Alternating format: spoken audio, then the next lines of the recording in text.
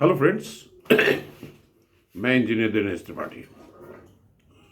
दोस्तों, जो ग्रीस है, तो प्राचीन ग्रीस में एक बहुत बड़े फिलासफर पैदा हुए जिसका नाम था सुकरात, सोक्रेटिस, और उनके चेले हुए प्लेटो।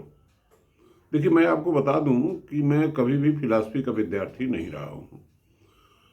जो मेरा फिलॉसफी के बारे में सामान्य ज्ञान है उसके आधार पे मैं बोल रहा हूं। अगर कोई त्रुटि हो तो आप जरूर बताइएगा। तो सुकरात ने समाज का बड़ा बारीकी से अध्ययन किया और बहुत कुछ बोला, अपने विचार व्यक्त किए। तो एक छोटी सी उनकी कहानी है कि अपने शिष्यों के सामने वो पूछा उन्होंने कि मान लीजिए कि समुद्र में एक जहाज में आप चल रहे हैं और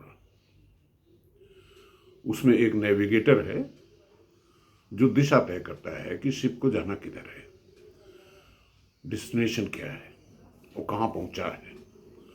और दूसरे चिलचिलाती धूप में उसमें चप्पू चलाने वाले लोग भी होते हैं जो अथक परिश्रम करके शिप को आगे ले जाते हैं।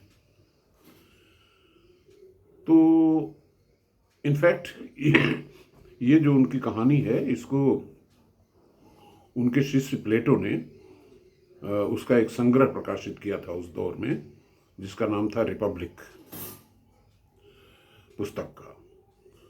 तो प्लेटो का जो समाज के बारे में, नीति के बारे में, राजनीति के बारे में जो ज्ञान था, उसको इसी कहानी में उन्होंने पिरोया है।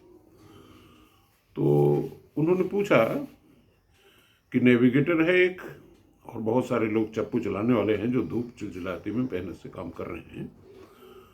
तो आपको इन्हीं भीड़ में से उस शिप का कैप्टन चुनना है, तो आप किसे चुनेंगे? ये एक प्रश्न है। इसका उत्तर मैं नहीं देना चाहता हूं,